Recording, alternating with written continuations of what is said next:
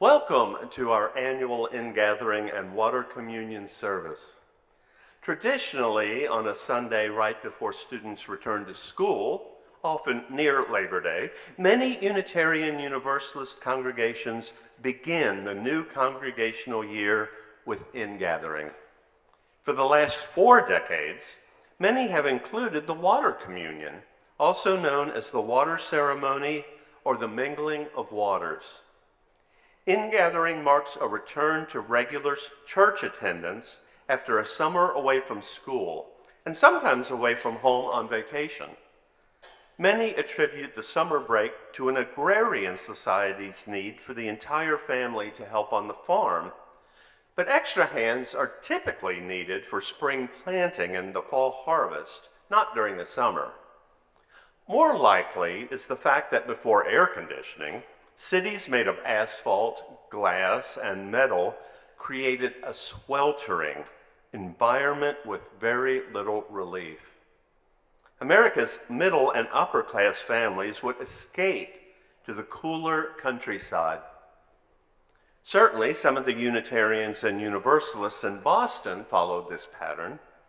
Many students no longer showed up during the hottest months, and summer breaks were instituted, first in urban areas, then in the countryside. Fans of the musical Hamilton will remember in the second act, Eliza asks Alexander to join the family upstate during the summer heat. Hamilton instead stays in steamy New York to craft a compromise so his financial proposals will make it through Congress, and finds himself compromising other things as well. Almost 200 years later, in 1980, 2 Unitarian Universalist women created the water ritual as part of a worship service they designed for a convocation. This year, for our water communion, we invite you to meditate upon the question, how does the water you brought refresh and renew you? In your order of service, you'll find a piece of paper with raindrops, a reminder of the vast cycle of water that we're each a part of. I invite you to write a response to the question, how does the water you brought refresh and renew you? Of course, if you haven't brought water, you can think metaphorically and think, how would the water I would have brought refresh and renew me? How does the water you brought refresh and renew you?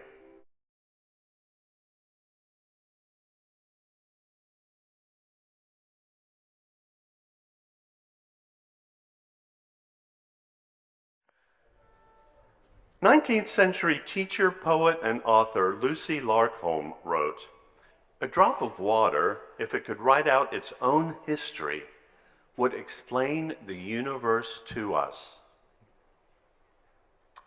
Allow me to elaborate on the story I began earlier. In 1980, 2 Unitarian Universalist women, Carolyn McDade and Lucille Shuck Longview, were asked to create a worship service for the Women and Religion Continental Convocation of Unitarian Universalists. As they shaped that service, McDade and Longview wanted to create a new ritual that spoke to our connectedness to one another, to the totality of life, and to our place on this planet. They included a new inclusive symbol of women's spirituality, water. They wrote, "Water is more than simply a metaphor. It is elemental and primary, calling forth feelings of awe and reverence. The ocean is considered by many to be the place from which all life on our planet came. It is the womb of life." Andrew Schaefer, former president of the American Society of Hematology, thought of it this way: blood can be thought of as a private ocean, a recapitulation of what life was like for all the years we spent drifting as microscopic single-celled organisms, taking up nutrients from seawater and then eliminating waste products back into seawater.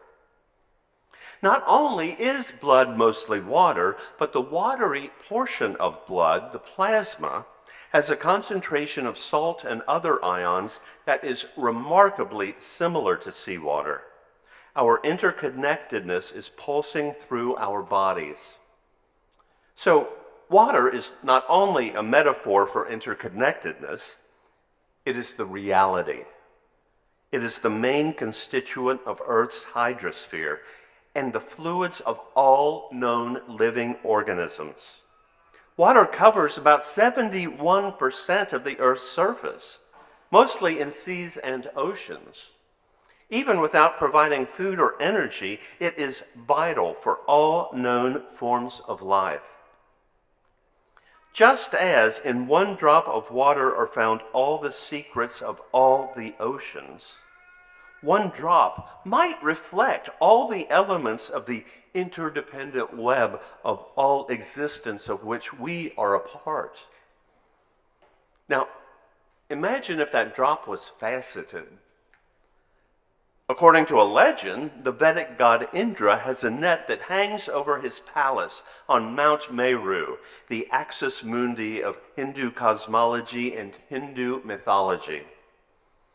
In the Avatamsaka Sutra, the image of Indra's net is used to describe the interconnectedness of the universe. Here is that story.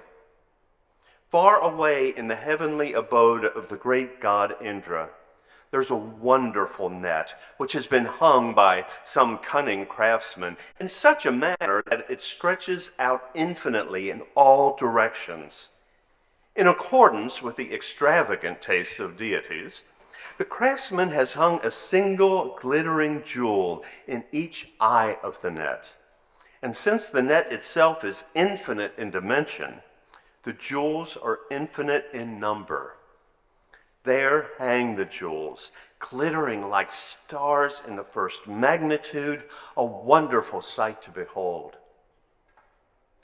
If we now arbitrarily select one of these jewels for inspection and look closely at it, we will discover that in its polished surface there are reflected all the other jewels in the net, infinite in number.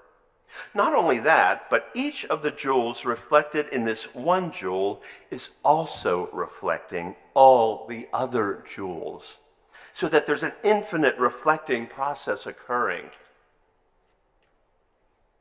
So, taking the concept of interconnectedness from this cosmic, all-encompassing vision to the most personal one-on-one, we see our dependence on one another is as old as humanity. In the Paleolithic or Old Stone Age, danger was everywhere. Harsh weather, few resources, and large animals only too happy to make dinner of those early Homo sapiens. So these folks became social creatures, living and working together within a community of belonging to simply survive. People within these tribes came to cooperate and trust one another, to the extent that they might sacrifice themselves to protect their tribe, because they knew the others would do the same for them. And so it went, down through history. Collectivist social organizations were the norm. In early societies across Europe, Asia, and the Americas, people worked in partnership and lived in harmony with nature. These societies rely on a horizontal social structure, stressing relationship within the communities rather than a social hierarchy between them. But by the 16th century, religion, politics, and economics converged in Europe to create a new worldview. The Protestant Reformation occurred, and a central tenet was that individuals did not need an intermediary like a priest or saint to connect to God. Then the Protestant work ethic promoted industriousness, duty, hard work, progress, and the accumulation of wealth. Individualism and capitalism were the inevitable results. Individuals intent on building wealth found themselves even crossing an ocean in search of more land and riches.